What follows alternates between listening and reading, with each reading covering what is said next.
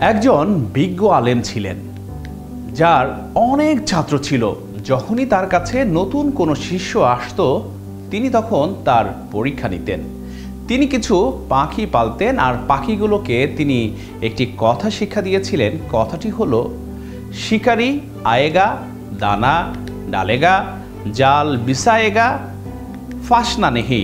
অর্থাৎ শিকারি আসবে, খাবার দিবে, জাল পাতবে, ফেঁসে যেও না। যখনই নতুন কোনো ছাত্র আসতো, তখনই তিনি তাকে কিছু দানা আর একটি জাল দিয়ে বলতেন, যাও ওই গাছের নিচ থেকে কিছু পাখি ধরে নিয়ে আসো। পাখিগুলো মানুষ দেখা মাত্রই এই বলে গান গাইতে শুরু করত যে, শিকারি আয়েগা, দানা ডালেগা, জাল বিছায়েগা, ফাঁসনা নেহি।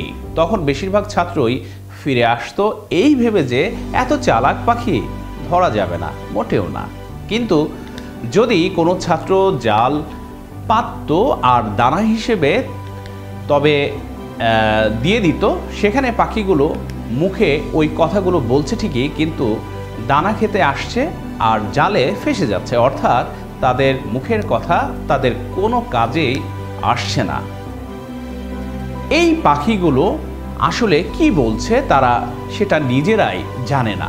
পাখিগুলো জানে না শিকারি কি জিনিস, জাল কি জিনিস, আর ফাঁসনা বা ফাঁসানো কি জিনিস। তাই তোতার মুখে যতই গান গাওয়া হোক না কেন, তাও জালে ফেসে মৃত্যু ডেকে আনছে। কিন্তু আমাদের অবস্থাও ঠিক যেন পাখিদের মতোই হয়ে গেছে। আমরা মুখে লা ইলাহা ইল্লাল্লাহু মুহাম্মাদুর রাসূলুল্লাহ বলছি এবং সাক্ষ্য দিচ্ছি, কিন্তু আমরা এর মর্ম জানি না।